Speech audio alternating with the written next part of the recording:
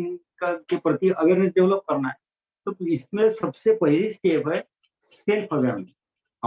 हम क्या self unconsciousness है। नींद में हमको अपना अनुभव नहीं है, श्वास का नहीं, शरीर का नहीं, किसी सपने भी देखते हैं हम रात को तो पता नहीं चलता। तो हमको सेल्फ अवेयरनेस पहले डेवलप करना है, और फिर सेल्फ अवेयरनेस डेवलप हुआ कि फिर हमको सराउंडिंग का अवेयरनेस डेवलप करना है। और एक साथ अगर सेल्फ और सराउंडिंग डेवलपमेंट हो गया, अवेयरनेस डेवलप हुआ, तो हम उसको बोलते हैं मेडिटेशन। तो ये विपश्यना है। तो सबसे पहले विपश्यना में कैसे क्या करना है कि हमको सेल्फ अवेयरनेस डेवलप करना है। तो सेल्फ अवेयरनेस मतलब प्रत्याहार, धारणा, ध्यान, समाधि। हमको श्रोतापन्न होना है, हमको खुद के भीतर जाना है, और खुद के भीतर जाके खुद ही खुद को देखना है। तो अभी आपने क्या करना है, एकदम साइलेंटली बैठना है। अब जमीन पे बैठे होगे तो कोई जमीन पे बैठ सकता है, कोई सोफे पे बैठ सकता है, कोई चेयर पे बैठ सकता है।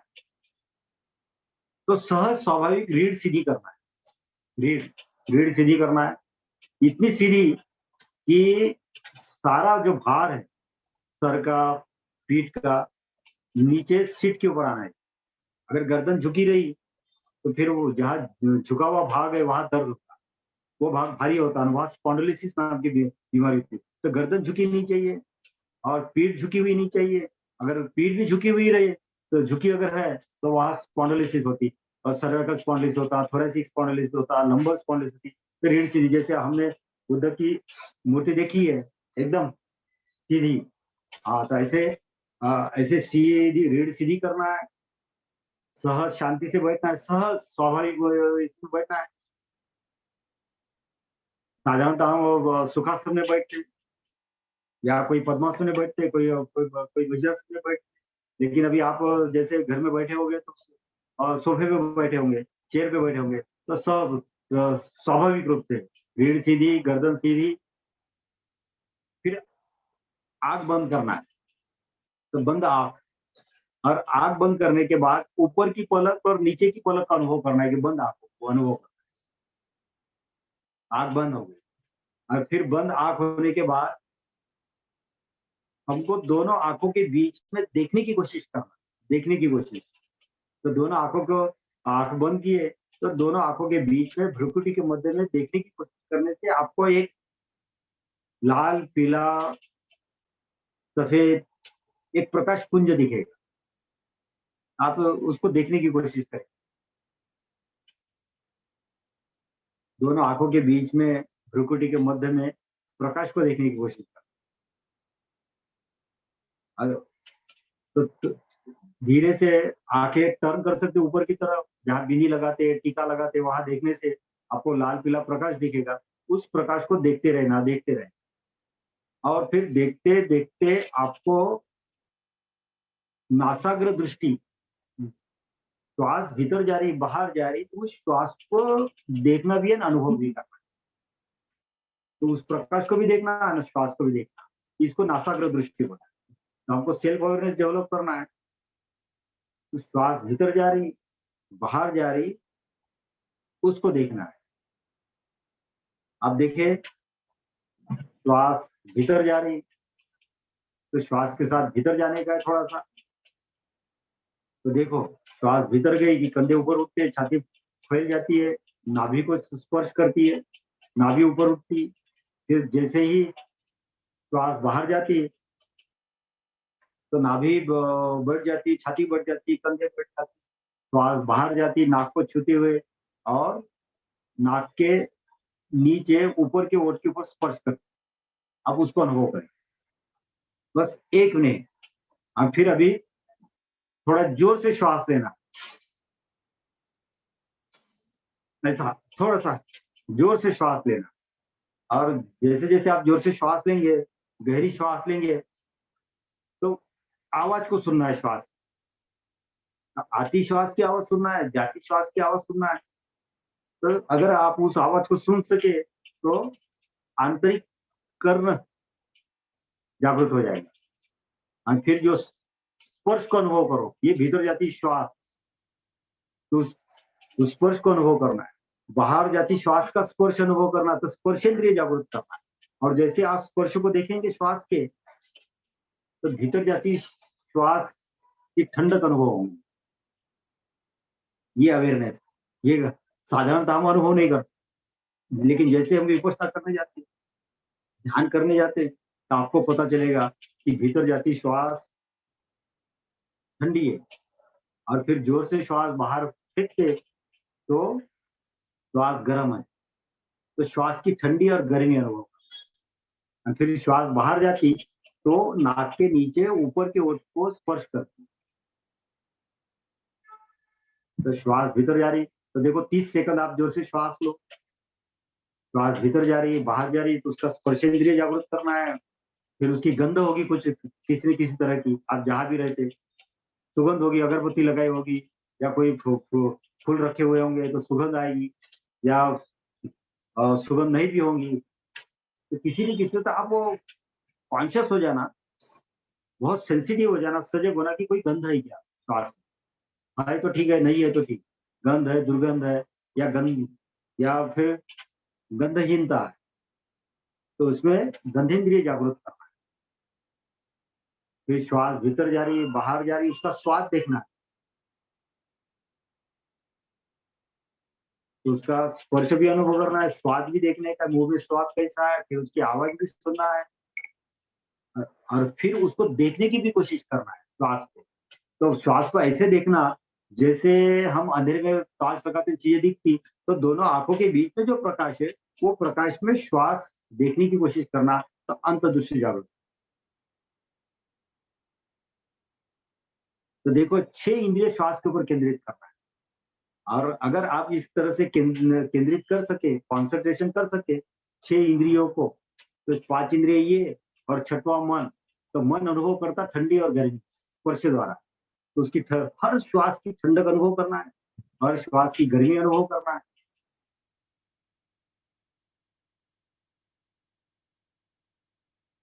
और धीरे धीरे श्वास को कम करना है, धीमी करना है, गहरी करना है,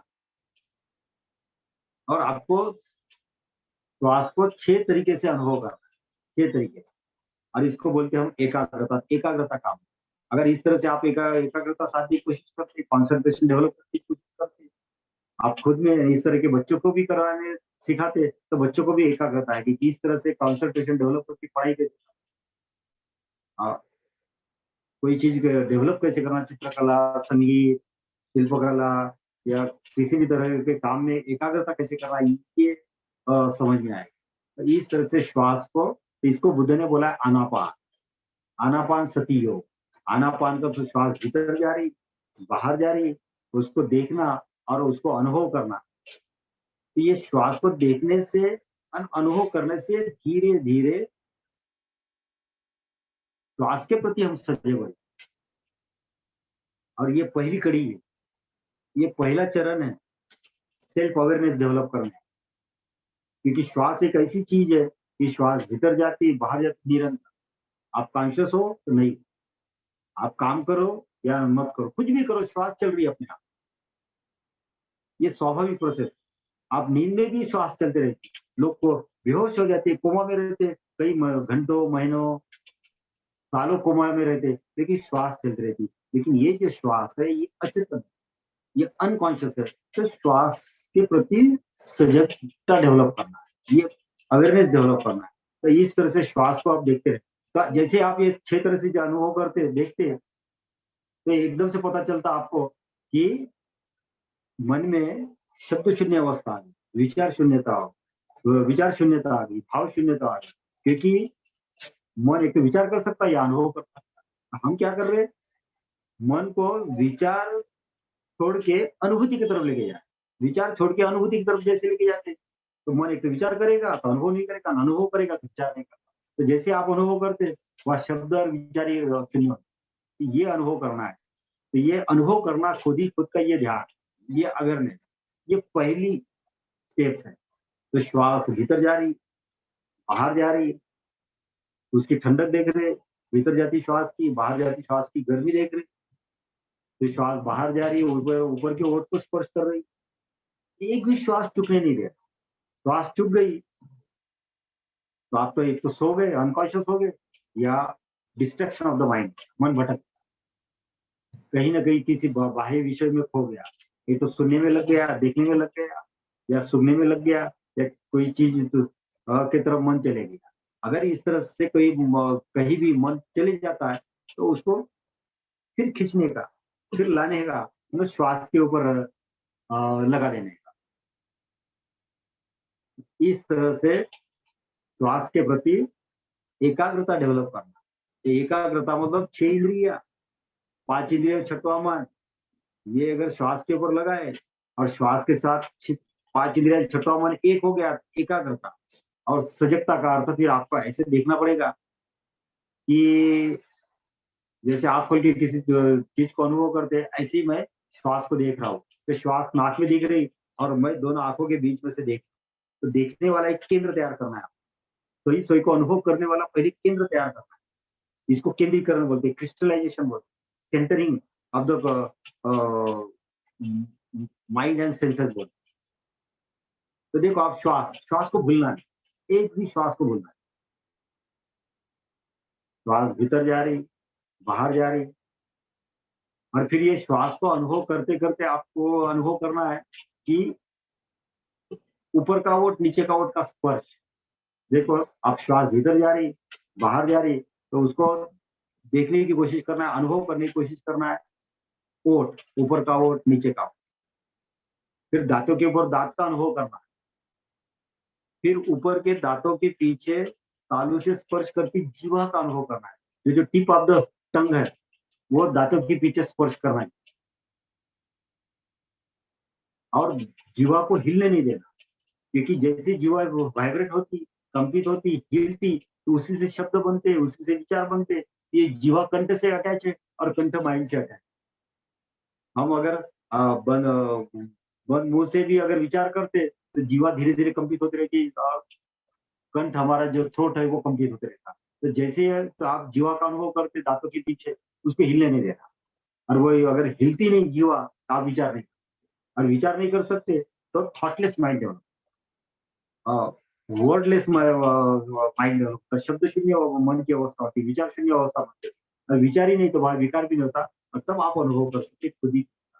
तो सेल्फ अवेयरनेस, सेल्फ एक्सपीरियंस कर सकते हैं। तो श्वास का अनुभव, श्वास भीतर जा रही, बाहर जा रही, तो देखो ओठ के ऊपर ओठ है, दांतों के ऊपर दांत है, और दांतों के पीछे स्पर्श करती जीवा। फिर चेहरा शांत है, पलक बंद है, रीढ़ सीधी है, गर्दन सीधी है। आप दोनों पैरों का अनुभव करो। दोनों पैर, एक तो पैर के ऊपर आप पालती मारे बैठे होंगे तो पैर के ऊपर पैर है तो दोनों पैरों का अनुभव करो।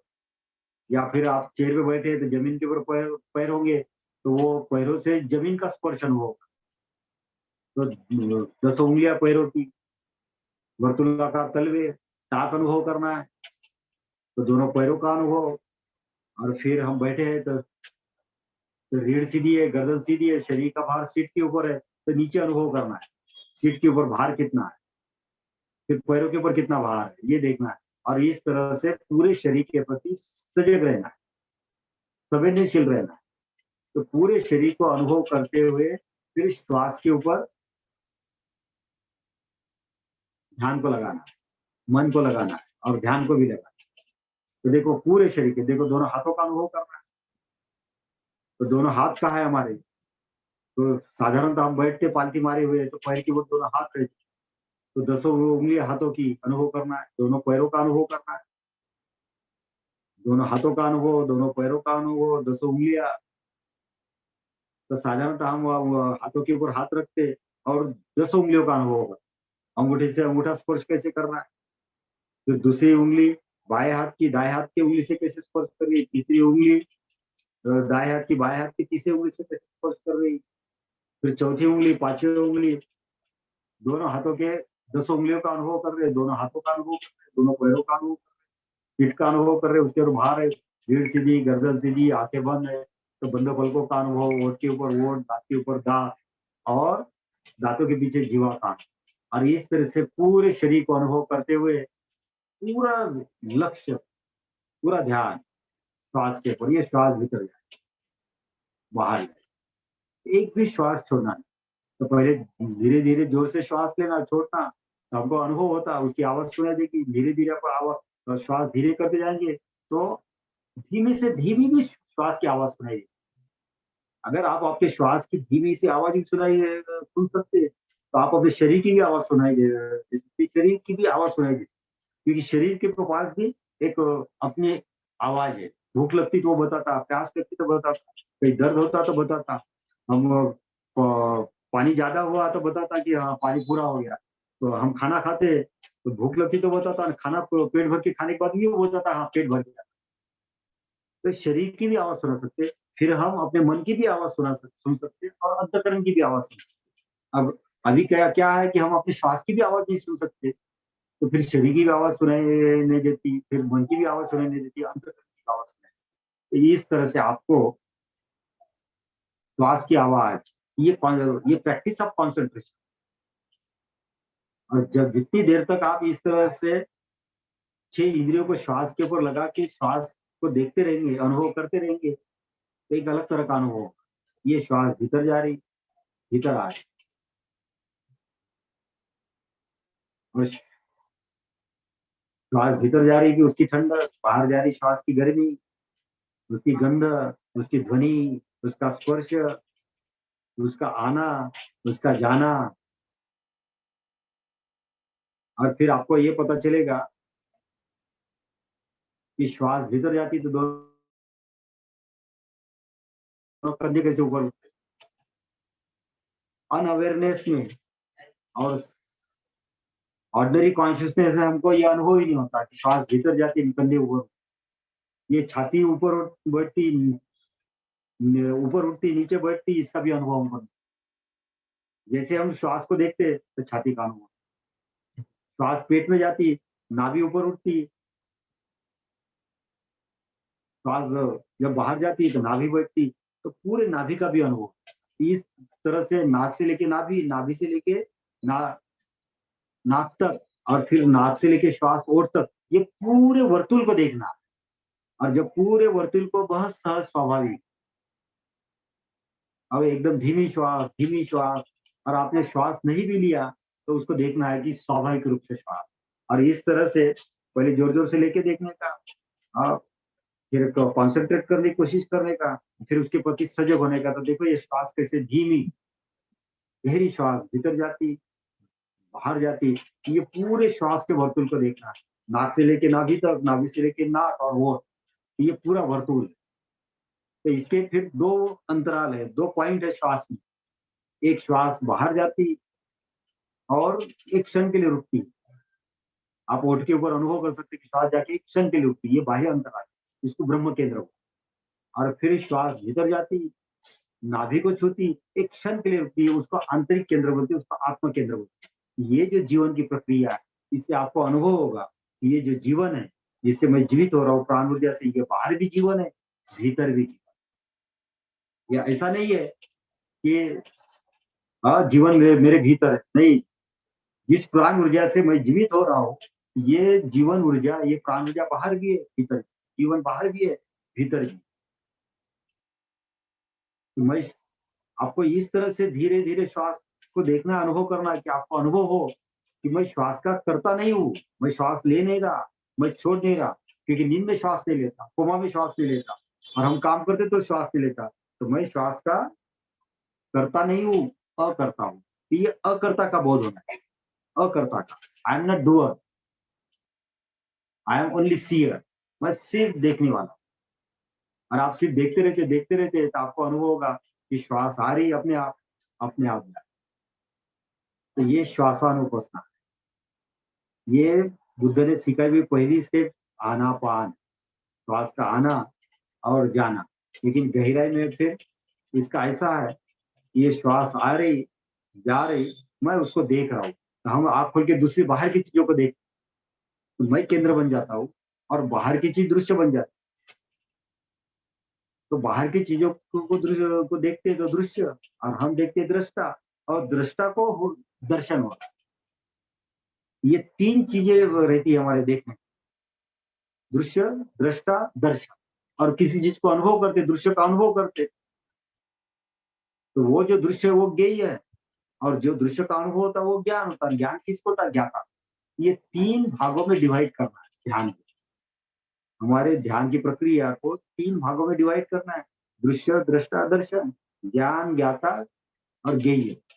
इस तरह से कि देखो श्वास भीतर आ रही, तो श्वास दृश्य है।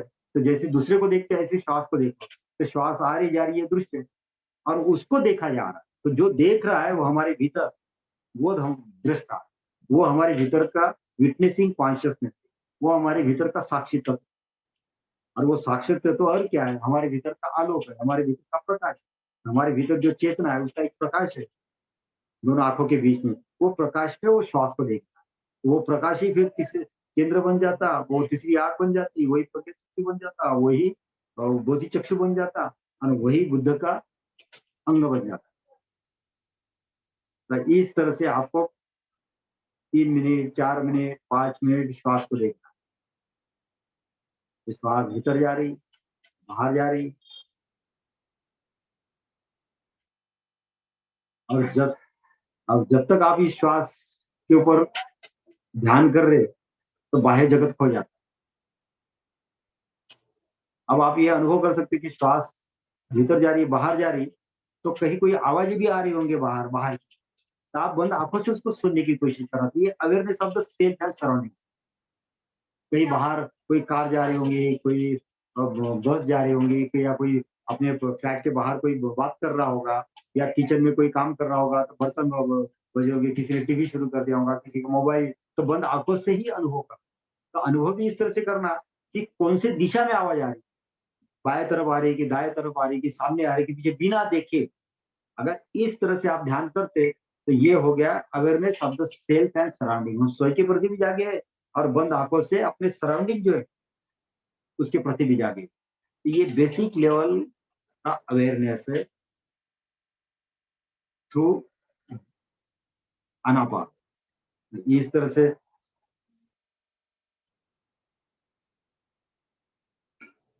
देखो, श्वास एक भी श्वास चुकने नहीं देता। अगर एक श्वास चुक गई, तो डिस्ट्रैक्शन ऑफ द माइंड हो गया, या आप तो आप अनकॉन्शियस। हमको अनकॉन्शियस भी नहीं होना है, और माइंड को डिस्ट्रैक्ट भी नहीं करना। जितना माइंड डिस्ट्रैक्ट होगा, हाँ, बाहर जाएगा, तो उतनी आपकी मनस ऊर्जा है, जो मेंटल पावर्स है, वो कम कम होती जाती है, क्योंकि 6 इंद्रियों के द्वारा मन भटकता बाहर विषयों में, हाँ, और फिर डिसिपेट हो जाती है उसकी ऊर्जा, तो हमारे मेंटल पावर्स कम हो जाते हैं। और जैसे हम आंख बंद करते और पूरे माइंड को श्वास के ऊपर लगाते, हम भीतर जाए, और जैसे जैसे हम भीतर जाएंगे, हमारे मेंटल पावर्स बढ़ते जाते। ये अनुभव कर सकते हैं आप। जब श्वास भीतर जा रही, बाहर जा रही, तो पूरी तरह से श्वास का अनुभव कर रहे, ये कायानुपस्थिति, ये श्वासानुपस्थिति है। और फिर श्वास भीतर जाती, तो देखो श्वास के साथ ही कंधे ऊपर उठते, छाती वर्तुलाकार फैल जाती, पेट फैल जाता, तो उस शरीर का भीतर से अनुभव करना, तो ये कायानुपस्थिति। और जैसे श्वास भीतर जाती, कंधे ऊपर उठते, तो कंधे के ऊपर आपके जो वस्त्र है उसका अनुभव। छाती जैसी फैल जाती, तो छाती के ऊपर जो वस्त्र होंगे, पीठ के ऊपर जो वस्त्र होंगे, वो तन जाते। तो छाती का बाहर से भी अनुभव करना वस्त्र के द्वारा, और भीतर श्वास के द्वारा भीतर से अनुभव। तो बाहर से भी अनुभव करना, भीतर से भी शरीर का अनुभव। पेट, तो पेट में श्वास जाएगी, नाभि ऊपर उठेगी, तो वहां भी वस्त्र तन जाते। कोई पेट के ऊपर वस्त्र होंगे, नाड़ा होगा पैंट का, या अपने वो वस्त्र का, तो वो उससे अनुभव होता। तो पेट का भी अनुभव होता, पीठ का भी अनुभव होता। इस तरह से शरीर का भीतर से बाहर से अनुभव करना, ये कहानी। तो श्वास के साथ साथ अपने शरीर का अनुभव करना, भीतर से बाहर। तो पहले श्वासानुपस्थिति, एकाग्रता, सजगता, और फिर शरीर का अनुभव भीतर से बाहर, बाहर से। और इस तरह से हम श्वासानुपस्थिति, कायानुपस्थिति करते करते आपको एकदम पता चलेगा कि आप बैठे 5-6 मिनट ही हो गए, तो आपको कहीं ना कहीं दर्द अनुभव होगा।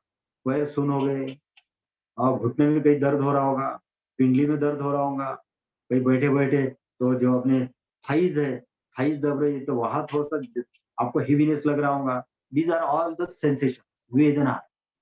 तो आपको पैर नहीं हिलाना है, हाथ नहीं हिलाना। हाथ में भी अगर हो सकता है कि आपके कंधे में दर्द हो, और एल्बो में दर्द हो, तो हाथ भी नहीं हिलाना, पैर भी नहीं हिलाना। तो वो देखना है कि वो वेदना कैसी है, वो सेंसेशंस कैसे, तो जैसे श्वास आती जाती, ऐसे ही हमारे शरीर में वेदना आती, वेदना जाती, और शरीर का किसी भाग का अनुभव करते, किसी भाग का नहीं करते। तो शरीर का भी अवेयरनेस आता, शरीर का भी अवेयरनेस जाता। तो श्वास आती जाती, उसके साथ साथ हमको शरीर का अनुभव करते करते संवेदनाओं को देखना, वेदनाओं को देखना। आपको ऐसे पता चलेगा कि डिस्ट्रैक्शन खत्म हो गया, कंसंट्रेशन आ गया, फिर कॉन्शियसनेस डेवलप हो गया। मैं अपने श्वास को परिपूर्णता से अनुभव कर रहा हूँ, और फिर शरीर को भी अनुभव कर रहा हूँ बाहर से भीतर से। और फिर ये स्थूल शरीर बैठा हुआ है और श्वास ले रहा, छोड़ रहा, और शरीर में कहीं न कहीं वेदना डेवलप, वेदना, सेंसेशन। तो सेंसेशन भी 3 तरह की होती है, कहीं प्लीजेंट सेंसेशन होती है, कहीं अनप्लीजेंट सेंसेशन होती है, और कहीं सुखद भी नहीं और दुखद भी नहीं, प्लीजेंट भी नहीं, अनप्लीजेंट भी नहीं, सिंपल तरह की सेंसेशन रहती है। तो 3 तरह की सेंसेशन हमको अनुभव करना है, सुखद संवेदना, दुखद संवेदना और असुखद अदुखद संवेदना। ये 3 तरह की संवेदना है। तो हमको कुछ भी नहीं करना, सिर्फ जानना है ये श्वास भीतर जा रही, बाहर जा रही, शरीर बैठा हुआ है, शरीर ही श्वास ले रहा, शरीर श्वास मैं देख रहा हूँ, मैं सिर्फ अनुभव कर रहा हूँ। और जो अनुभव कर रहा है, जो देख रहा है, वो तुम्हारे भीतर का विटनेसिंग कॉन्शियसनेस, वो तुम्हारे भीतर की साक्षी चेतना, वो अवेयरनेस है तुम्हारे, वो सुपर कॉन्शियसनेस। दूसरों को देखते और खुद को नहीं देखते, ये सब कॉन्शियसनेस। और अभी हम खुद को भी देख रहे, खुद को ही अनुभव कर रहे, ये सेल्फ अवेयरनेस, सेल्फ कॉन्शियसनेस, ये विटनेसिंग कॉन्शियसनेस। तो धीरे धीरे ध्यान के द्वारा हमको हमारे भीतर विटनेसिंग कॉन्शियसनेस डेवलप करना है, और ये विटनेसिंग कॉन्शियसनेस डेवलप करते प्रज्ञा डेवलप हो। तो खुद ही खुद को देखना और खुद ही खुद को अनुभव करना। तो श्वास को देखने की कोशिश करो तो बोधि चक्षु जागृत हो जाएंगे, और श्वास को अनुभव करने की कोशिश करोगे, ठंडी गर्मी, आ रहा जा रहा, उसको अनुभव कर रहे। तो ये हो गया ज्ञान तत्व। ये बुद्ध ने सिखाया पहले प्रवचन धम्मचक्र प्रवचन में। 5 भिक्षुओं को, जो हाईली इंटेलेक्चुअल इंटेलिजेंट लोग थे, उनको ऐसे सिखाया कि मेरा माध्यम मार्ग कैसा है, अभी धम्मा सम्मा संबुद्ध, मध्यमा पटिपदा, चक्षु करनीय, ज्ञान करनीय, उपसमाय, अभिज्ञाय, निब्बानाय, संबोध। ये बुद्ध ने सिखाया। तो बुद्ध ध्यान सिखा रहे, आपको अनुभव होगा कि मैं अपने आप को देख पा रहा हूँ, ये चक्षु करनी, मतलब चक्षु को निर्माण करने की कोशिश कर, मतलब ये 2 आंखों के पास तीसरी आंख पैदा करने की कोशिश कर, ये इवोल्यूशन। फिर खुद ही खुद को अनुभव करने की कोशिश कर रही है, ज्ञान, ज्ञान मतलब प्रज्ञा, ज्ञान मतलब अनुभव करना, खुद ही खुद।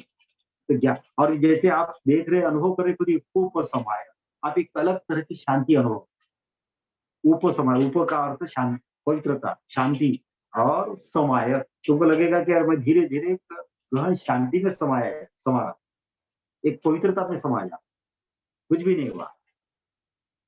तो इस ऊपर समाया, और फिर अभिज्ञा है। अभिज्ञा मतलब श्वास को देख रहे, श्वास को अनुभव कर रहे, शरीर को देख रहे, शरीर को अनुभव कर रहे, वेदनाओं को देख रहे, आप तटस्थ है, कुछ भी नहीं। तो ऐसा करने से धीरे धीरे आप में क्षमता बढ़ेगी ध्यान करने की। हाँ, उसको वीर्य बोला। ये जो क्षमता है, ये जो प्रयास कर रहे, ये सम्यक व्यायाम है, और ये जो प्रयास कर रहे, इसको वीर्य बोला। तो ये प्रयास करने से, धीरे धीरे कोशिश करने से, ये करने की क्षमता डेवलप होगी, उसको वीर्य। और ये वीर्य से हम खुद ही खुद को जन्म दे सकते हैं, खुद ही खुद को हमारे भीतर एक बुद्धत्व को जन्म दे सकते, बुद्ध काय को जन्म दे सकते। इसलिए इसको वीर्य बोला। एक फिजिकल सीमेन है, एक भौतिक वीर्य है, जिससे एक शरीर से दूसरे शरीर का निर्माण किया जा सकता है, दूसरा शरीर पैदा हो। ये जानवर भी कर, ये साधारण मनुष्य भी कर। लेकिन बुद्ध हमको क्या सिखा रहे कि इस तरह से साधना करो, इस तरह से ध्यान करो, इस तरह से मेडिटेशन करो कि आप खुद ही खुद के भीतर बुद्ध को जन्म दे सके। अगर इस तरह से जन्म दे सके तो जिस ऊर्जा से, जिस शक्ति से बुद्ध को हम अपने भीतर जन्म देते, उसको वीर्य बोला। ये एक अंग है बोधि का, ये ध्यान का अंग है बुद्ध का। तो सम्मा सती, सजगता, पहले एकाग्रता, कॉन्सेंट्रेशन, फिर सजगता, सम्मा सती, और फिर वीर्य। तो जितना वीर्यत्व उतना ही बुद्ध, जितनी क्षमता है उतना ध्यान कर पाए। तो आपको धीरे धीरे सजग रहने की क्षमता बढ़ाना है। तो क्षमता बढ़ाना है मतलब पावर ऑफ डूइंग बढ़ाना, करने की क्षमता बढ़ाना, ये वीर्य, ये सजगता। और क्षमता सजग रहने की, ये चीजें करना है। तो धीरे धीरे आप श्वास भीतर जा रही बाहर, और जब तक आप श्वास ले रहे भीतर बाहर जा रही, श्वास भीतर जा रही, अब देखो अपने माइंड में, आपके माइंड में कोई विचार नहीं, ना मकान है ना दुकान है, मैं पृथ्वी के ये कोने पे हूँ, रूस कोने पे हूँ, मैं भारत पे हूँ, कि मैं सिंगापुर में हूँ, कि मैं अमेरिका में हूँ, कुछ ये अनुभव नहीं होता। इसमें टाइमलेसनेस आता है, इसमें स्पेसलेस आता है। हाँ, तो मैं आपको भान ही नहीं होगा, रहेगा कि मैं कहाँ बैठा हूँ। स्पेसलेस, बॉडीलेसनेस आता, माइंडलेस आता, टाइमलेसनेस डेवलप होता।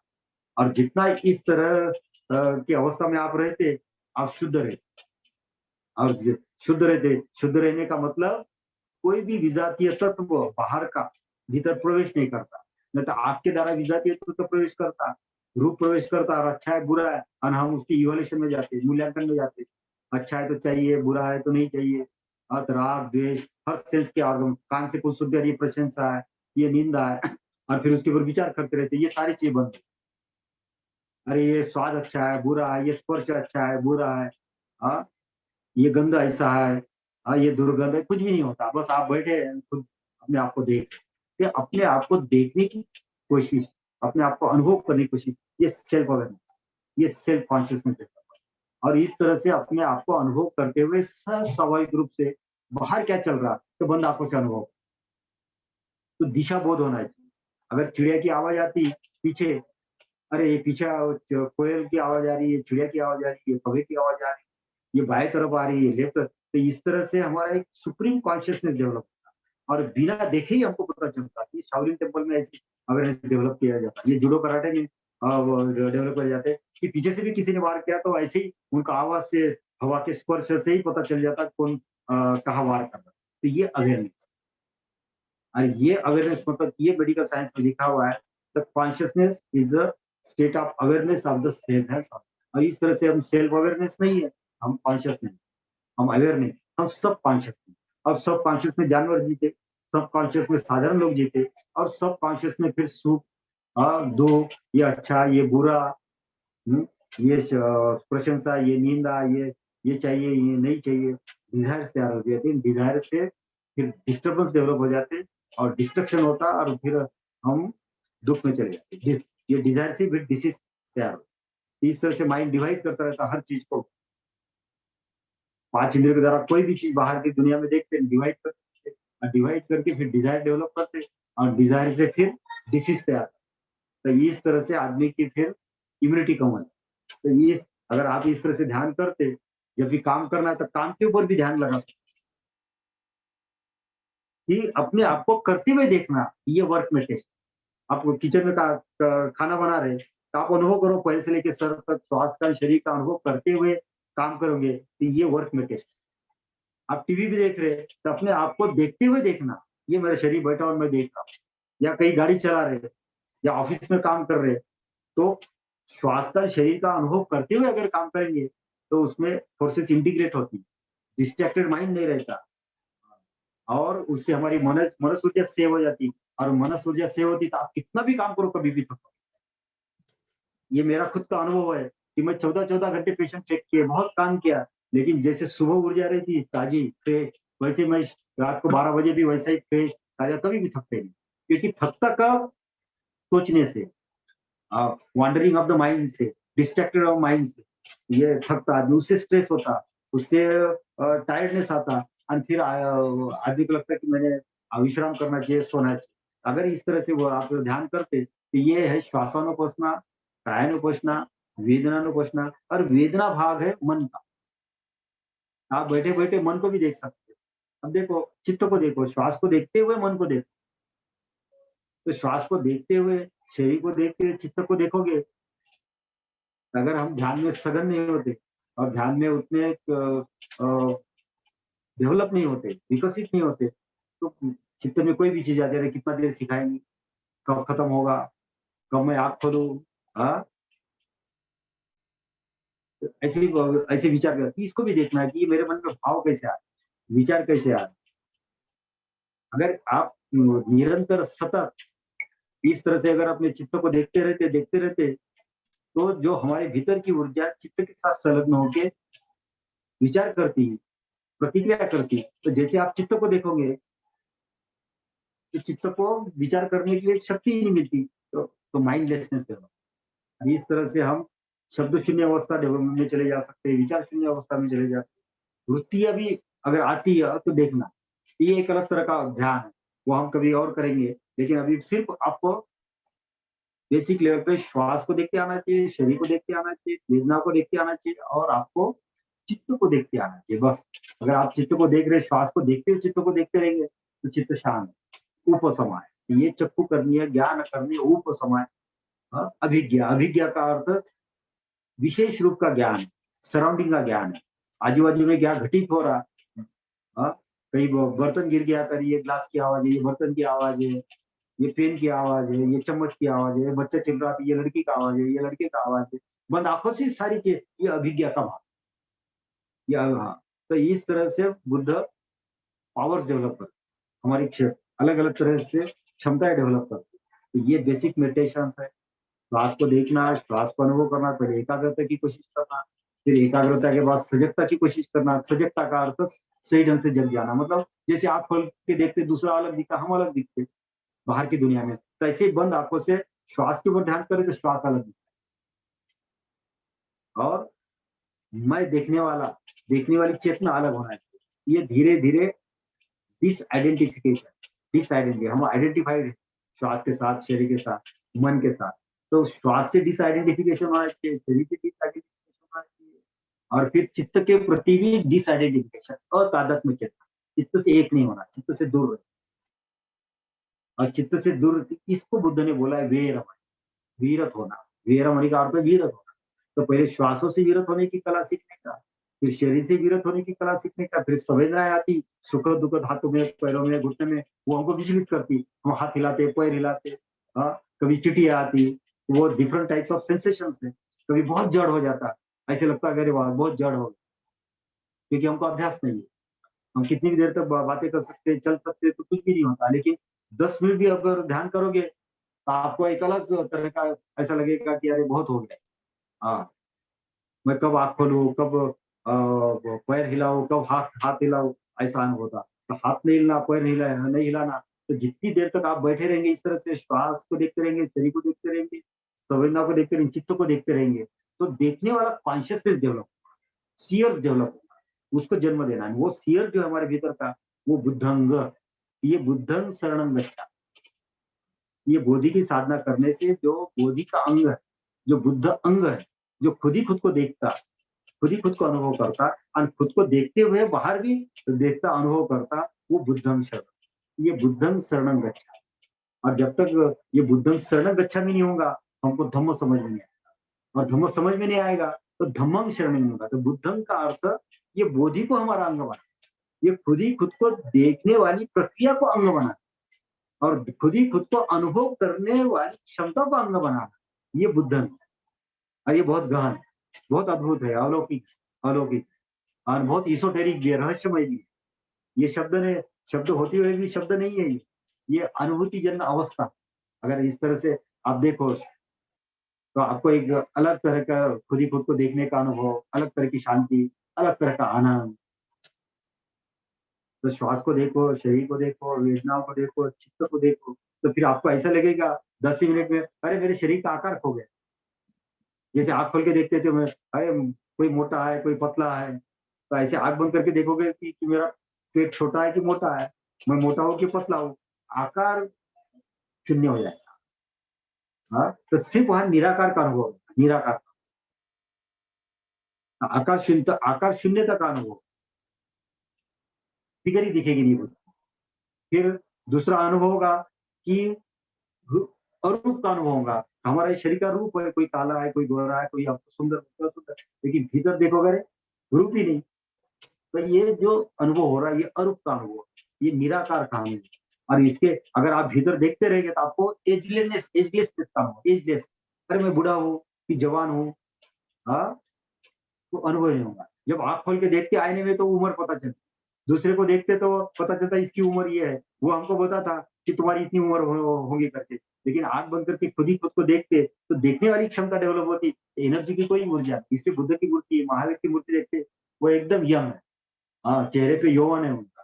तो अगर आप भीतर अनुभव करते तो वहां सिर्फ अवेयरनेस है, सिर्फ ऊर्जा है, सिर्फ शक्ति है, एनर्जी है, तो वहां कोई एज ही नहीं है।